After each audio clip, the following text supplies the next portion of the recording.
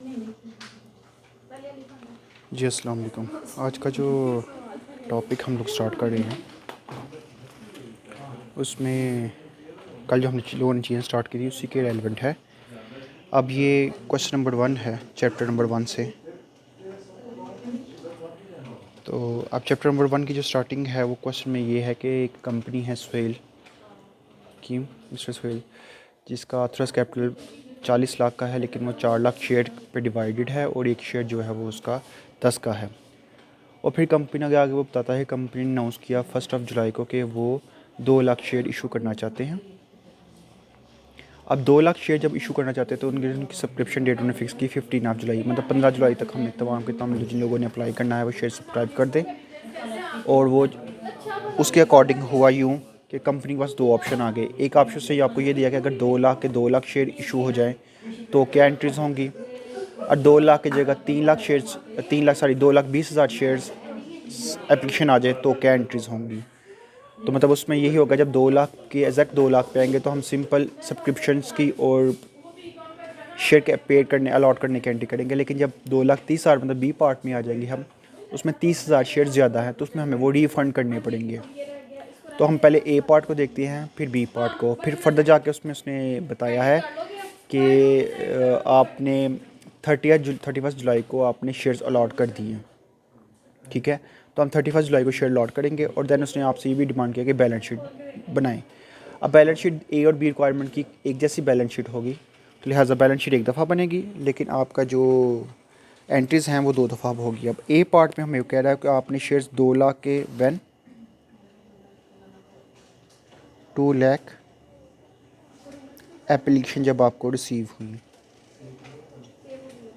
ए part. ठीक है, तो हमारी एंट्री होगी bank debit ordinary.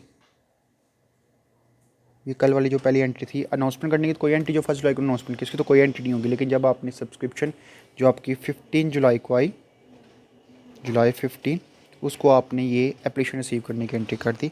Ordinary share application और bank debit ordinary share application account credit आपका। ठीक है जी, ये हमारा क्रेडिट हो गया। अब थी 2 लाख शेयर्स और एक शेयर्स की वैल्यू है 10, तो हमारे पास आ जाएगा 20 लाख, यहाँ भी 20 लाख।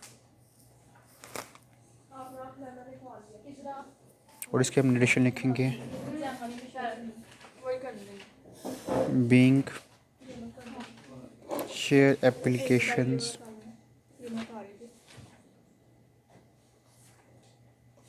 वर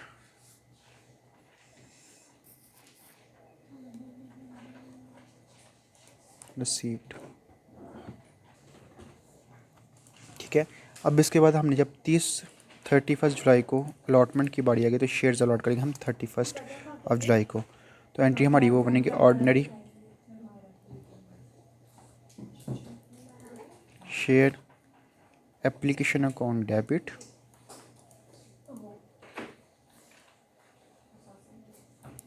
और ऑर्डिनरी शेयर कैपिटल में कन्वर्ट हो जाएगा हमारी ये एप्लीकेशंस। ये right.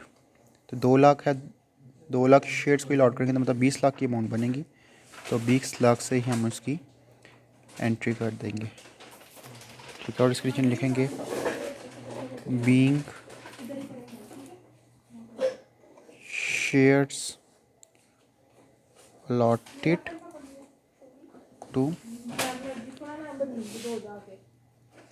applicants।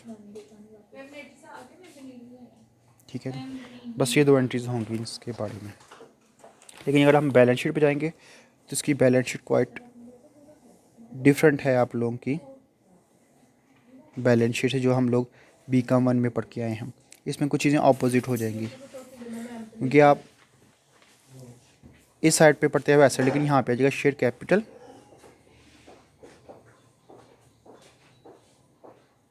And liabilities rupees.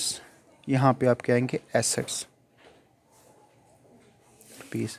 अब कंपनी का नाम है सुहेल एंड जो भी उसकी company. Balance sheet as on 31 July 2000, जोन सा भी आपका ईयर होगा वो आपका यहाँ पे आ जाएगा। यहाँ पे आपका शेयर कैपिटल सबसे पहले आप लिखना है ऑथराइज कैपिटल।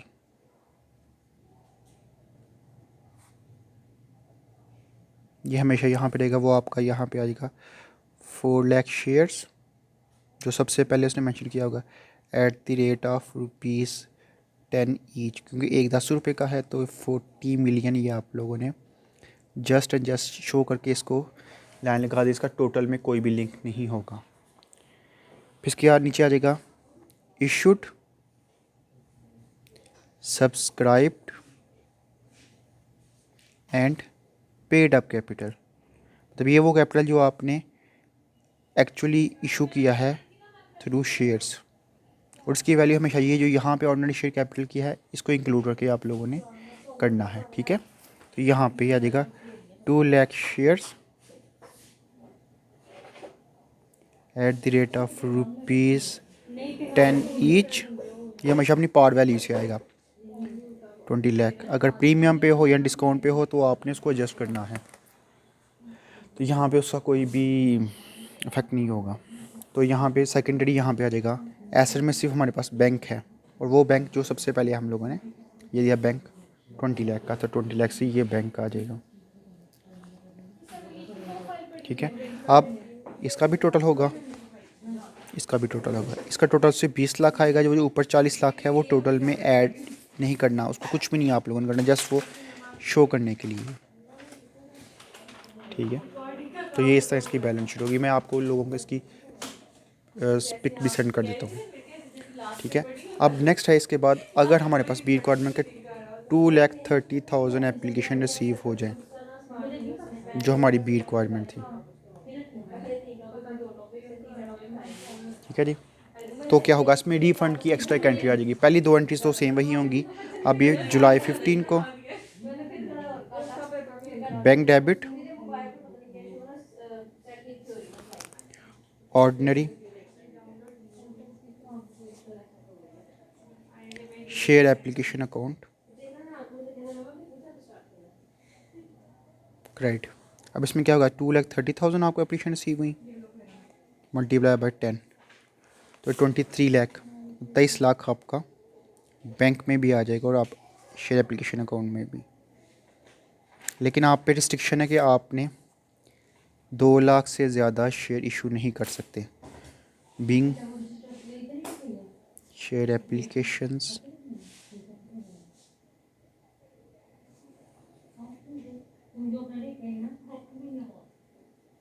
रिसीव्ड, फिर हमने 31 जुलाई को इनको शेयर्स लॉट करने हैं, तो लॉटमेंट की एंट्री वही ordinary share application account debit ordinary share capital account credit.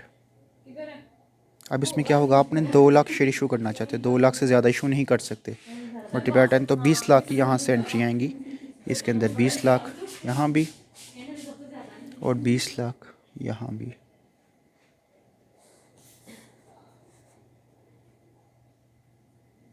Being यहाँ पे मैं अमाउंट लिख देता हूँ 20 लाख की, एक है क्योंकि जगह कम थी ऊपर तो मैंने इसके लिए लाइन लिख ली।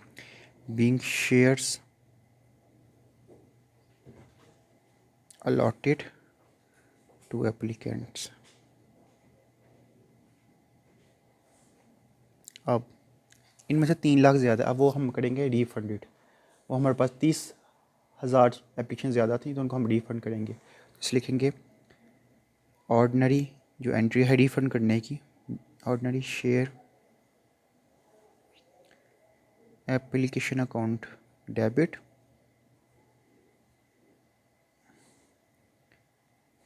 और बैंक अकाउंट क्रेडिट। 30,000 शेयर ज़्यादा थे हमारे पास, मल्टीप्लाई बाय 10 मतलब 3 लाख हम ये कर देंगे, सॉरी रिफंड,